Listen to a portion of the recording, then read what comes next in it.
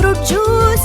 बॉर्निल Sorso fruit juice. Cancer रुग्णांची प्रतिकार शक्ती वाढवण्यासाठी आजच घरी आणा Bornil Sorso fruit juice. Toll free क्रमांक 1800 889 41 57. नमस्कार. दहीसर कनेक्शंस के लिए ये वीडियो मैं बना रहा हूँ. और दहीसर कनेक्शन जो है, अबाउट द दहीसर, आप सबको मालूम है कि मुंबई का नॉर्थ एंड मतलब दहीसर. पर ये सिर्फ एंडिंग नहीं, पर दहीसर एक बड़ा ओल्ड कल्चरल हब छोड़ के एक बहुत बड़ी बायोडाइवर्सिटी है.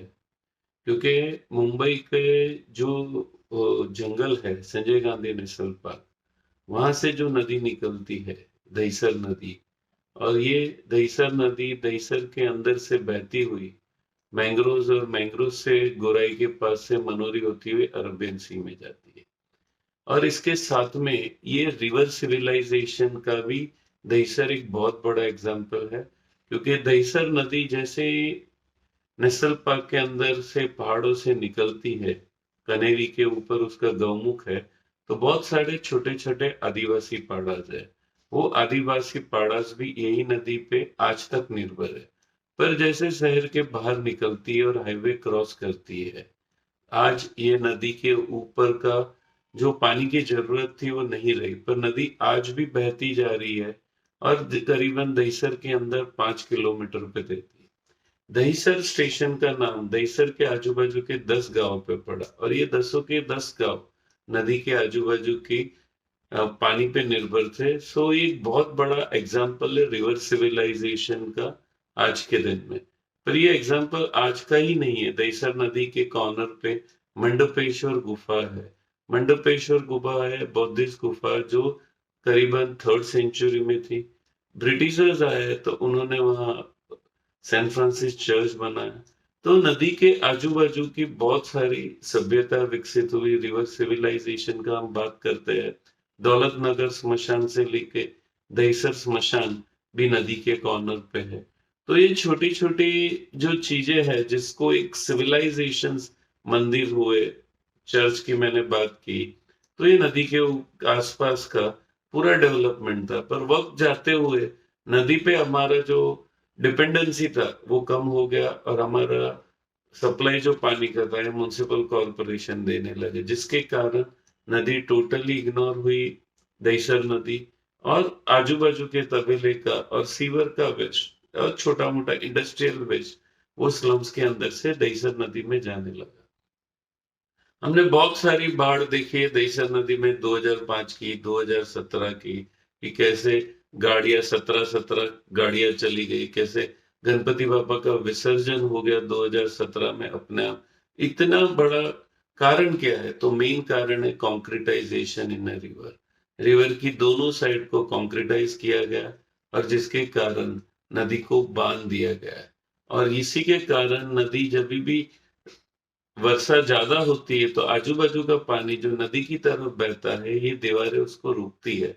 जबकि म्युनिसिपल कॉर्पोरेशन कहती है कि ये नदी की दीवारों की वजह से बाढ़ नहीं आती. पर बहुत सारे साइंटिफिक डेटाज है इंटरनेशनली कलेक्ट किए हुए, जो यूएस में या यूरोप में या ऑस्ट्रेलिया में ये बताते हैं कि ये कॉन्क्रिटाइजेशन ही नदी के अंदर का बाढ़ का कारण है.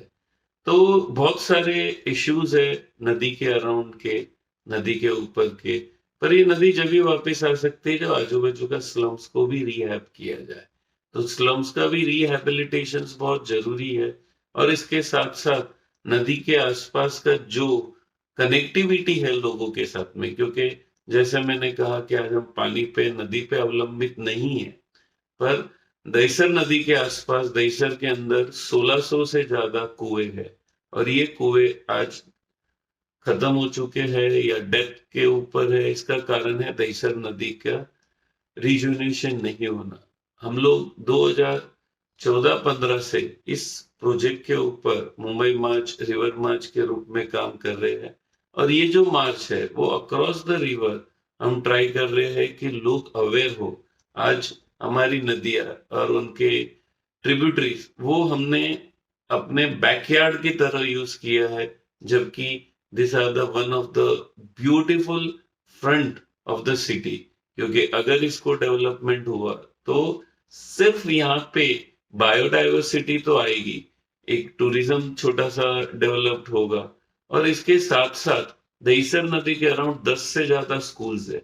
जितना भी तबेले और सीवर का पानी है वो मीथेन गैस का उत्पत्ति करता है, और ये methane gas human nervous system पे इफेक्ट करती है, लेजी बनाती है, मेमोरी कम करती है, तो जिसके कारण आजू बाजू के स्कूल्स के बच्चों पे भी इफेक्ट होती है। तो करीबन 12 साल काम करने के बाद इस प्रोजेक्ट के ऊपर आज दहीसर नदी का रिजुनेशन का टेंडर है, उसके ऊपर एसटीपी प्लांट बन रहा है। पर हम उसके बावजूद भी बॉम्बे हाई कोर्ट में हम अपील कर रहे हैं कि इसका कॉन्क्रिटाइजेशन भी निकाला जाए, एज वेल एज हम सरकार को भी ये बता रहे कि इसके आजू बाजू के जो भी तबेले है, स्लम्स है, उसको राइट वे पे स्लम्स को रिहैब किया जाए, तबेले को शिफ्ट किया जाए, कि जिसके कारण नदी की जो स्थिति है उसमें चेंज आवे, और ये चेंज आपको मुंबई के अंदर दिखे। क्योंकि आज जो कुएं हम वापर रहे नहीं है, पर अगर कोई डिजास्टर आया, मैनमेड डिजास्टर हो या नेचुरल डिजास्टर हो, मुंबई का पानी 100 किलोमीटर से आता है, तो पानी कहाँ से आएगा? तो यही कुएं से हमें पानी लेना पड़ेगा, यही नदी से। एट द सेम टाइम जो सिटी पूरा कॉन्क्रिटाइज हो चुका है, और नदी के अंदर जो पानी है वो ही एक लास्ट स्रोत है जो हमारा वाटर लेवल बढ़ाने के लिए। तो ये नेचुरल वाटर हार्वेस्टिंग है, और इस नेचुरल वाटर हार्वेस्टिंग को हमने बढ़ावा देना चाहिए, कि जिसके कारण आजू बाजू का वाटर लेवल बढ़े, तो जिससे हमारे जो आज हम जिसके ऊपर निर्भर है वो बोरिंग को भी रिचार्ज होते हैं, साथ साथ ग्रीनरी को भी उसका सपोर्ट मिले। दहीसर के अंदर 250 से ज्यादा पक्षियों की प्रजाति है, क्योंकि मैंने जैसे कहा कि दहीसर में जंगल भी है, नदियां भी है, मैंग्रोव्स भी है, और ये मैंग्रोव्स और जंगल का जो कॉम्बिनेशन है उसकी वजह से दहीसर में कहीं माइग्रेटेड बर्ड आते रहते हैं, तो जिसके कारण दहीसर एक अपने आप में खूबसूरत कुदरती और सांस्कृतिक हब है। एक सिर्फ मुंबई का एक सबब ही नहीं, कि आखिरी स्टेशन ही नहीं, पर एक बड़ा ओल्ड सिविलाइजेशंस दहीसर के अंदर देखा गया है। बहुत सारे एक्वेरिया क्लब के वहां जाओगे तो करीबन 12th सेंचुरी 11th सेंचुरी के आसपास के स्टोन्स है, कार्व्ड स्टोन्स, जिसको हीरो स्टोन्स बोलते हैं। तो ऐसे पुराने मंदिर है दहीसर में। तो ये सारी सभ्यता को जो बची हुई है उसको बचाना हमारा काम है। तो यही प्रार्थना के साथ कि आप सब दहीसर की नदियों के साथ, दहीसर के जंगलों के साथ, मैंग्रोव्स के साथ जुड़ेंगे, और हम सब इसको साथ में मिलकर बचाने का प्रयत्न करें। जय हिंद, जय महाराष्ट्र।